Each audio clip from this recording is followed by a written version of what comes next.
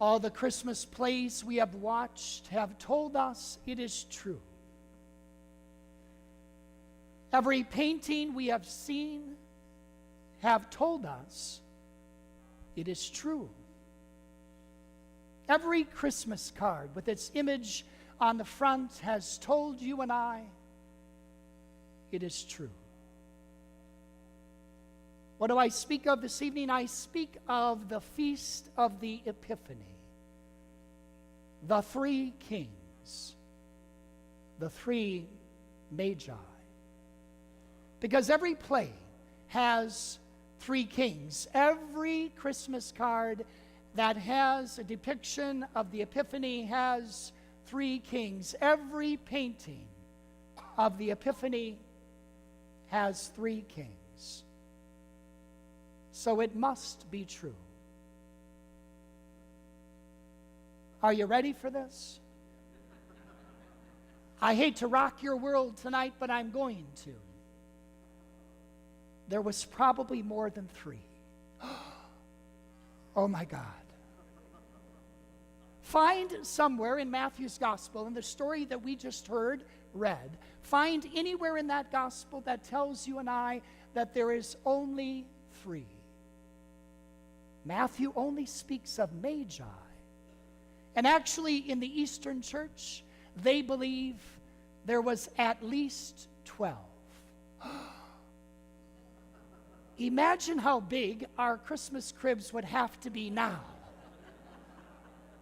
Thanks be to God, we chose only three. Because after all, it makes our Christmas crib on the mantle much more manageable. It makes our Christmas crib here at the Church of St. Mary's much more manageable. So where did that crazy number three come from? Because of the gifts that were given. Gold, frankincense, and myrrh. And so all of a sudden, we have, notice how our minds work as human beings. We automatically interject into the story, well, then there must be three kings. But tradition says there was probably more. And here's the good news. Even though I've probably rocked some of your world tonight, here's the good news. It doesn't matter. The number of kings, and by the way, they probably weren't kings either. They were priests from Persia. It's irrelevant how many there were. For the Feast of the Epiphany is not so much about the Magi as it is about their willingness to be guided by a light, to be overjoyed at seeing a star, to allow its light to indeed come into their hearts. Because that's the first step of the Feast of the Epiphany. That's what this feast requires of you and I first. First, like the Magi, we have to be willing to go search diligently for the child, and in our search, we simply have to allow the light in. That's what the Feast of the Epiphany invites you and I to do first. To allow the light in. To be guided by a light that is ever present and always there. A light that can speak to us, that can transform the darkness that so oftentimes is our life and surrounds us so oftentimes. Why? It is this light that is persistent, that is bright, and that is ever shining over us, around us, and most importantly within us. You see, once we allow the light in, like the Magi did, well then, the second step of the Epiphany process, its manifestation happens. And what is the second step? Why, having allowed the light in, which is Christ himself, why then our hearts are not only overjoyed at seeing the star and overjoyed at experiencing the light, but the prophet Isaiah tells us our hearts throb and they overflow. Have you got the image in your heads?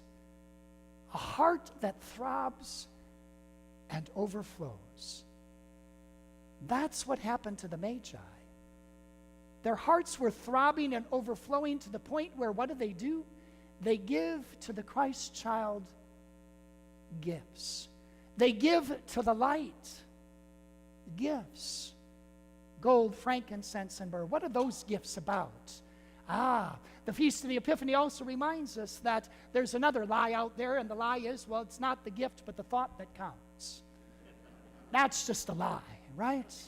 The gift does matter. Because the gift tells us something, doesn't it?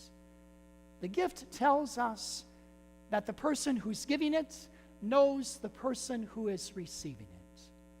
So because the Magi allowed the light to guide them and to enter into their hearts, why then they've come to know this Christ child that all of a sudden they see in the house with Mary and Joseph, and they know this Christ child, and they know how his light is going to transform nations and hearts of people. So because they know Christ, they give 3 gifts. Gold, which is a gift given to royalty. So these Magi know that Jesus is a king. And because he's a king, Jesus will use his kingship to allow light to transform hearts. A kingship that is not one of power, but of one of meekness and humility, one of service and sacrifice. So the gift of gold symbolizes royalty, kingship. But then they give him this gift of incense, a symbol of Jesus' divinity, a symbol of prayer, a symbol of smoke rising up in the air, and anybody that knew incense in the time of our Lord knew that it symbolized divinity. And so Christ would use his divinity to allow the light to shine upon the world. And then there's that crazy gift of myrrh, certainly not a practical gift at all. I bet Mary would have preferred diapers. But myrrh, a burial spice. Wow. To give that to an infant who's just beginning his life? But the kings, the Magi, knew that it would be through his death and his burial that the light would come into our hearts and would transform our lives and our world. You see, the Magi knew. They knew this Christ child. They knew who he was and how his light would shine and transform this world in which we live. And so they gave him gifts fitting to the light that would be his. So on this Feast of the Epiphany, I'm going to give you and I some homework. Never given homework before in my 27 years of preaching. Isn't that something? There's a first for everything. Here's our homework. Are you ready? What gifts would the Magi bring to you and I when we were born? Why would I ask such a crazy question? Because the Epiphany is about writing our infancy narrative. How is it that you and I allow the light that has guided us, that has transformed us, that has come into us, how is that light shining out into our families, into our workplace, into our world? Because the way in which we allow the light to shine out, because our hearts hopefully are throbbing and overflowing, why, then that is how, whether it be as a parent or as a teacher or as a friend or as a mentor or as simply being a sibling, whatever it is, how does our light shine? And there, my friends, we will find then who we are in God's eyes. How God has always seen you and I as children of the light, who have received the light, who reflect the light, who radiate the light, who allow the light to indeed change the darkness that seems to be winning what it is that is our world today. But the Feast of the Epiphany tells us otherwise. It tells us that the light shines, and it guides, and it calls, and it enters, and it throbs, and it overflows. So this week, think about what would the gifts be that the Magi are bringing to you and I, to that nursery wing where you and I were born, how would the Magi announce how you and I are radiating light?